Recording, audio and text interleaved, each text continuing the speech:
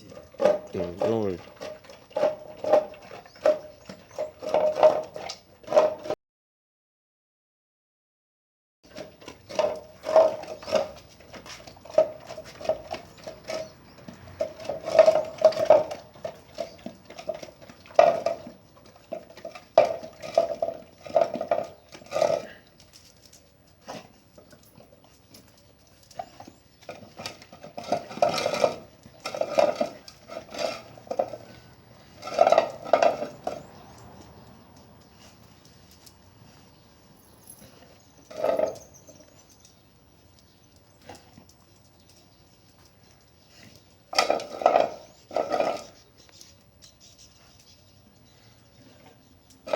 The only thing the dog is focused on is the food. And we have to teach the dog that if someone is holding the food, let's say for instance I'm having this plate, he's not supposed to jump on me.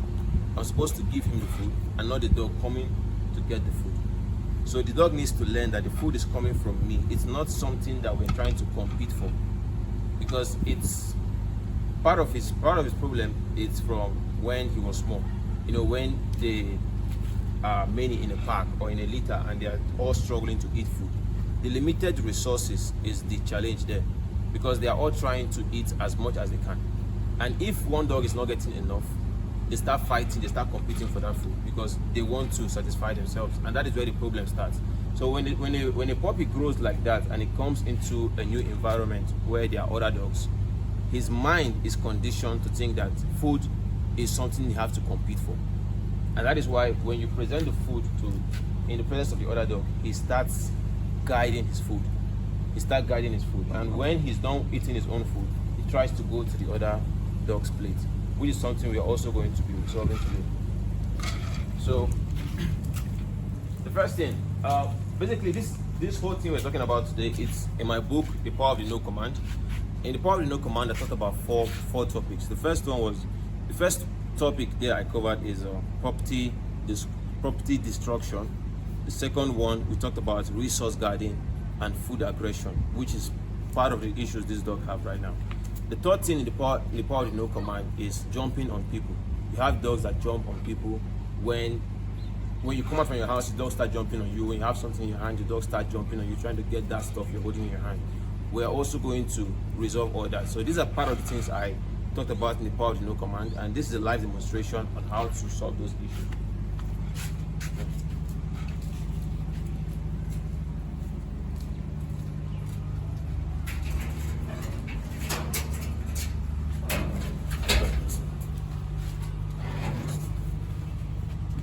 Okay.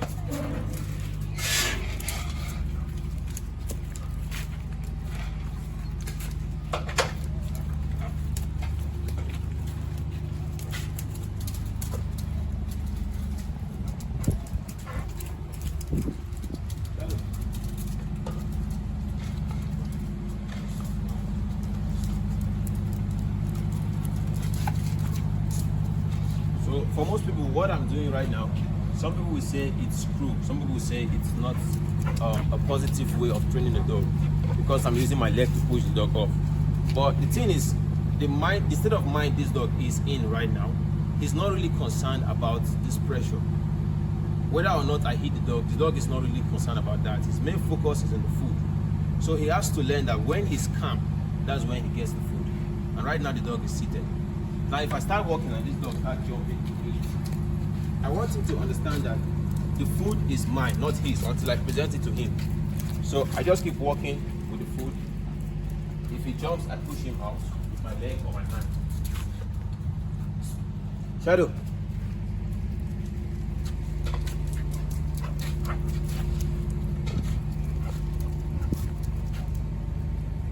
Zeus. Zeus.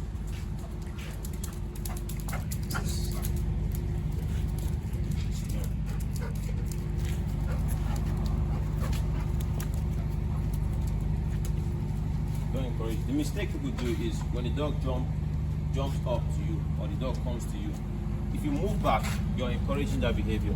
You're telling the dog to do more. And if the dog is coming for the food and you remove the plate, you're encouraging the dog also to come towards the plate. But if you hold the plate still and you let the dog that, no, this is my space, he has to respect that distance. He has to respect that this is yours. So long as it's still in your hand, it's still your property until you present it to the dog. This is your space, and the dog should learn to respect that space. No? Okay. Now I've presented the food to him. Now it's okay for him to eat. So long as I've not given the dog the permission to eat, he's not supposed to go to the food. Now, Zeus. Come here, Zeus. Give me more. Initially, we wanted to rehabilitate this dog in the absence of the other one, but I realized that the both of them are going to be living in this compound, so it doesn't make sense per se to rehabilitate this dog in the absence of that one. Because when this dog eventually comes back, say for instance we remove this dog from the compound in the course of rehabilitating this dog, and this dog eventually comes back, the issue is going to get worse. But if we rehabilitate the dog in the presence of this other dog, he's going to be much more stable. Because most times when he's done eating, he always goes to the other plate, to the other dog's food to eat. And now I want to correct that too. It's still about space, respecting space. He has to respect his own space and respect the other dog's space. And he has to understand that this food belongs to him and this one belongs to the other dog. So you have to define that space too. You claim that space and let it be clear to the dog that this does not belong to him, but this is his. Just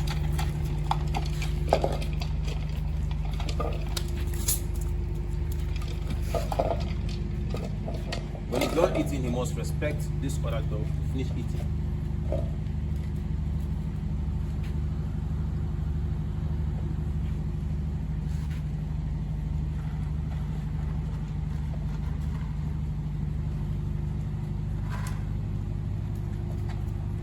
No. No. No.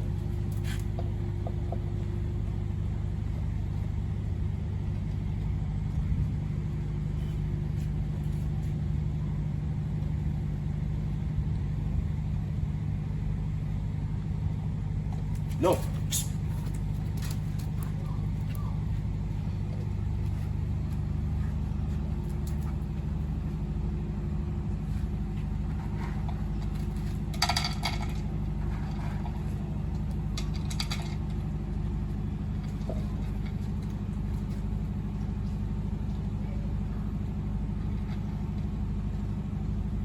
There is a little bit of confusion here because this is first time.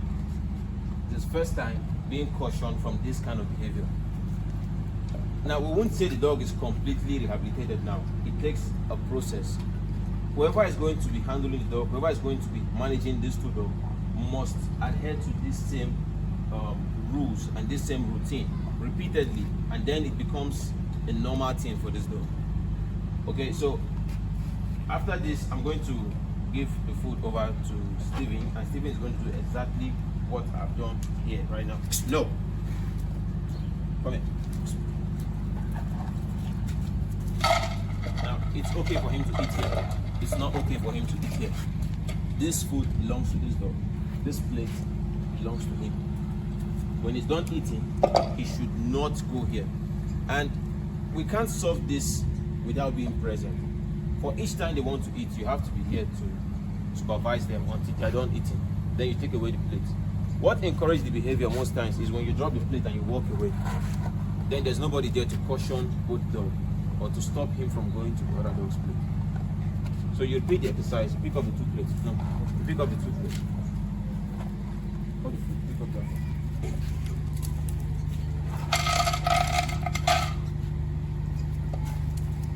I want you to walk straight down. The dog should not jump on you. Don't raise the plate up.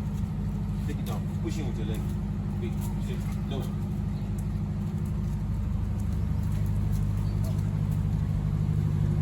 Run the back. Go. Yeah. Go. Go like that. You must not jump on you.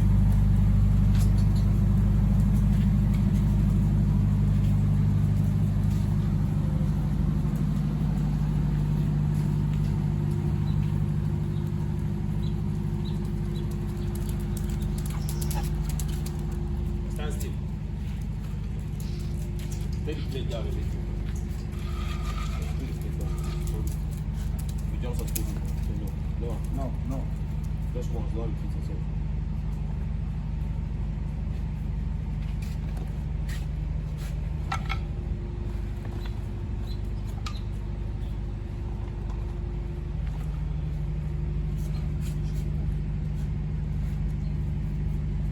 Sit. Take it up. Sit. Don't go back.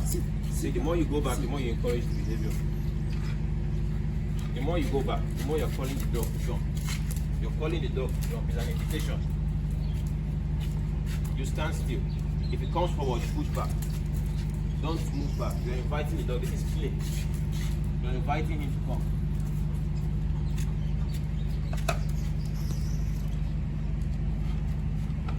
Tell him to sit. Say it once, but firm. Just forward to the dog. Command the dog to sit. Sit down. Sit. Just once. Just sit. That's all. Drop the plate. This one. Drop. This one belongs to me. This yellow one belongs to me. From today, this plate belongs to this one. This one belongs to me.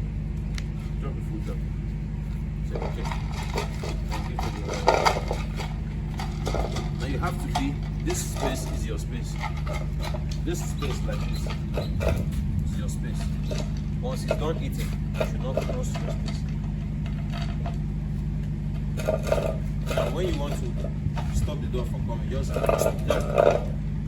you just show your hand. You've covered that position.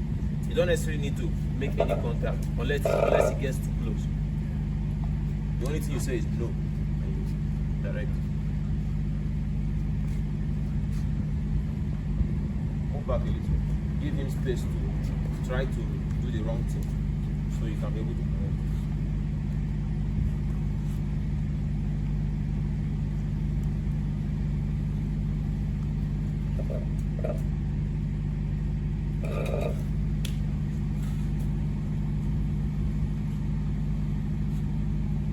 Touch this plate. Stop the dog from coming. Say no. You must use the word no so that you will get used to that command. We want to get to the point where when we say no, we don't need to do any hand contact or anything. Just say no, you understand what you mean. But this is temptation. The sound of the plate triggers his mind. So the more you no.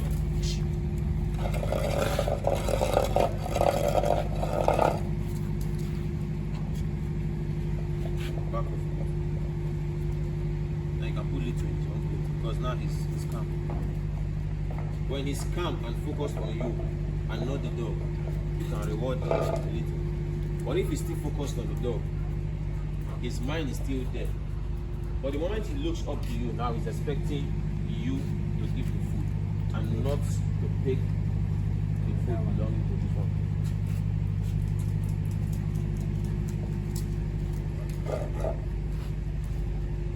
Sit.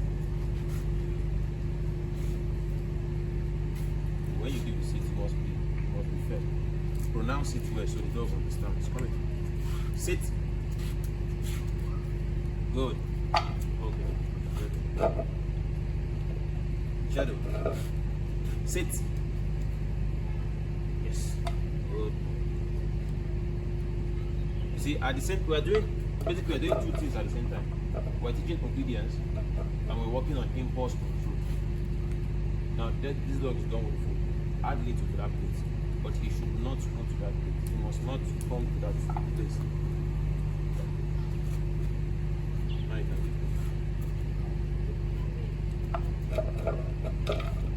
see, it's different from the first day. Now he's beginning to respect that distance. It's becoming clear to him now what he wants.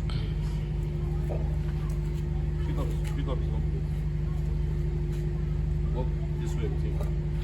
Tell him to sit. Put small food inside his plate and give him. Sit. No. It is wrong. Correct the first time, but the way once he's sitting, just put small here, then you give. And each time you want to give, it's like you're rewarding the dog, so you must say okay. Okay means you can have it. You get so basically we're focused on 3 commands now. Sit no, and okay. Dogs don't hear English or plenty grammar. They hear one or two syllable words. You get like okay, sit, down. So each of them have their meaning. No is to correct any bad behavior. Once you say no, the dog should stop any bad behavior it's trying to do. Once you say sit, the dog should sit. You don't have to say sit down. Sit down, you're saying two things. Because currently you're aware he is still in the process of learning the down, but it's not fully perfect yet. Try to come. Down. See, this is a different thing from the sit. The sit is to sit, the down is to down. So you don't mix the two, you don't say sit down. You're confusing the dog. When you say sit, it means sit. Try to sit. And then you Sit. say okay, Okay. and dog. Yes. That's good. Take the plate again. And each time this dog finish eating, you must remove the plate. Because if the plate is still there, he will still go and check. No. I want to discourage him that this is not his plate. On no account should he check this plate, whether it's empty or not. So the moment this one finish eating, you remove the plate immediately. So you will not have reason to check that plate.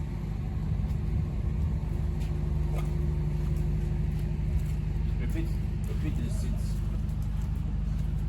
So don't put forward, so you do it like 3 times. Change direction, call him, tell him to sit. Shadow. One is sitting, you give him. Shadow. Say come. Sit. Remember again, you almost make that same mistake. He jumped up, you raise the hand up. On no account should you raise your hand up. If he jumps up, you push him away, you say no. Don't move away from the dog. The dog should move away from you. Shadow.